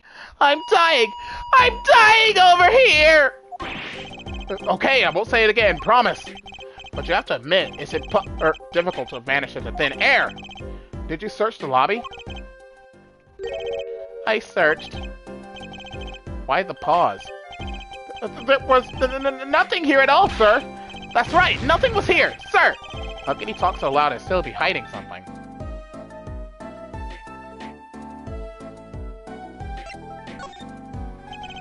So Zack was in this room when he vanished? Absolutely, sir! I saw him with my own eyes! That red silk hat, that flowing cape! He ran right in here, right inside this room! Silk hat, cape, that's Zack alright. But sir, look at the room! There's not a single place to hide! Sir, there was nothing I could do but nothing, sir! What about now? Have any ideas? Sir! Ideas about what exactly, sir, if you don't mind me asking? You've had quite a bit of time since then. Has nothing occurred to you at all? Do you have any idea what trick he might have used to disappear like that?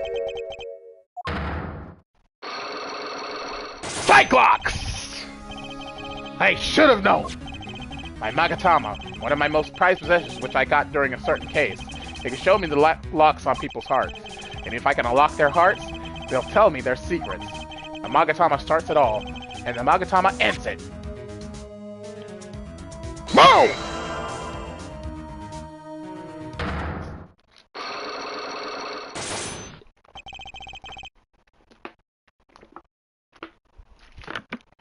Oh, good water. Hello, message me on Discord.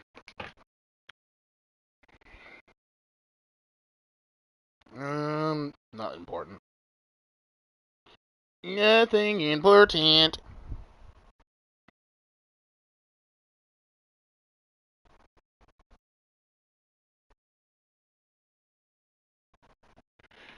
Okay. Okay, Mr. Meekins. What do you know? Spit it out. Hey! What's with the atmosphere in here all of a sudden? You know something, and I'm going to find out what. TheAmariaShadow vanished from this room. How'd he do it? How, sir? Well, sir, I can't say as Sir! Why are you so nervous if you are hiding something? Well, sir, you see, at the time, sir, I was here and... Listen, it was impossible! What could I say such a little girl possibly do, anyway? What did you just say? Sir, did I just say something, sir? No, you screamed it through that megaphone of yours. There was someone else in the room, wasn't there? Sir, I'm going to have to invoke my right to remain in a state of not talking! It's okay, Meekins. You don't have to tell me who Zack's accomplice was. I know who was here in this room that day. Take that! Sir! I never seen that girl until just the other day. Mr. Meekins, I'm not buying it. Sir! Sir, that day, she was here, in the room, sir. But he wasn't. You mean you chased her into this room, not him? Sir, in my days as a police officer, literally days, I learned a thing or two. Okay, just one thing, but it was how not to mistake a girl for a 7-foot-tall magician. 7 feet? Zack isn't that tall, is he? You have a point. I find it hard to imagine that anyone would mistake a little girl for TheAmariaShadow, but you saw something, and therein lies the trick. I think you know what it was, Mr. Meekins. Tell me, does this trick look familiar? Take that!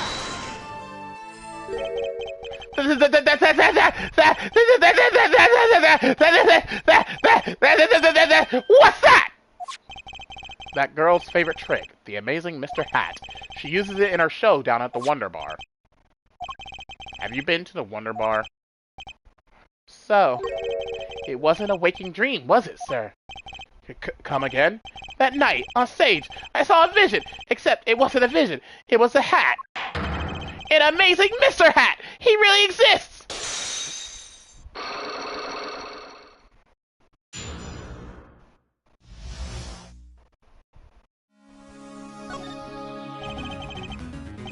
I remember it clearly, though the details are a little vague.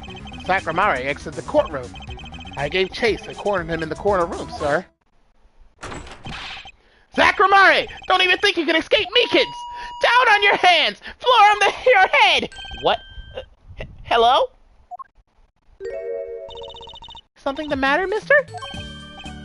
No, that is... Sir, I'm currently chasing a suspect, sir! TheAmariaShadow! Do you know him? Oh, I love TheAmariaShadow. His magic is the best. I'm his biggest fan.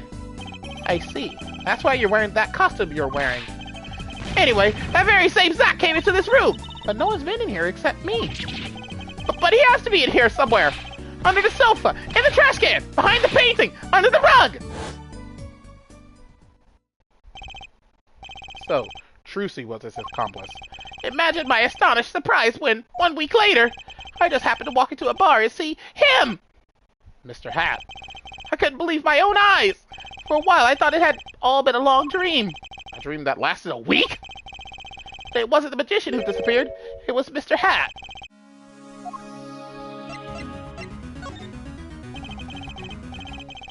Though it seems complex, what really happened that day was quite simple. You were standing by the door, and out came Zack. But that wasn't all. Another person got in on the act, and she was standing in front of lobby number 2. Along with Mr. Hat.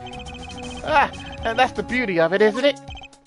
So, while you were standing in shock and amazement, the magician rounds the corner, and most likely runs through the closest door into lobby number 1. This is where you come in. You turn the corner in rather lukewarm pursuit. And at that very moment, Trucy runs into lobby number 2. And all she has to do is tuck away the amazing Mr. Hat. Sir, I only lost sight of him for the briefest of moments.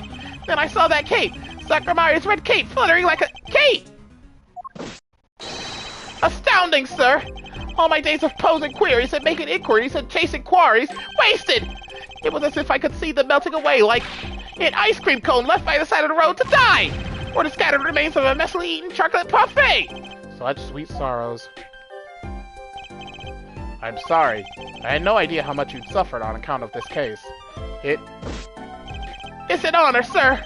I've apologized to people many, many times, sometimes more than once, but this is the first time anyone's ever apologized to me! Actually, about that girl, I'm sort of her guardian now. Is that so? Sir, you should know that I harbor no ill feelings whatsoever in my harbor. Okay. Let the defendant escape. That's the stone cold truth. That's another step on my way from singing the blues to wearing the blues. Someday, sir, I'll be standing side by side with the great Detective Dick Gumshoe! Mr. Meekins, this is a free ticket to the show at the Wonder Bar.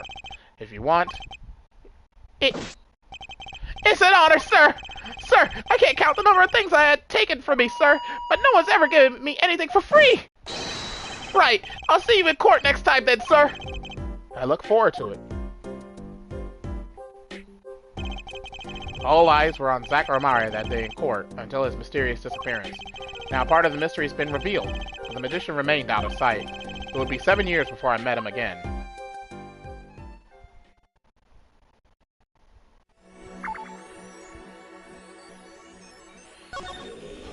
Oh, shit. Nope, back. Not done. Oh boy, oh boy, oh boy, oh boy, oh boy, oh boy, oh boy. Probably after I'm done with everything on this side, I'll probably take a brief break and stretch my legs, and then we'll probably start up the stream again, and then we'll finish the rest of this today. Or we could do that right now, because I really need to take a break. I So, actually, I don't think we could get anything else on that side right now, so we'll come back to that. But, we're gonna save here. And we're gonna take a bit of a break. So, thank you all for watching, and as always, your host, TheAmariaShadow, saying along Z, and I'll see you for the next adventure. Goodbye, everyone! I will be right back.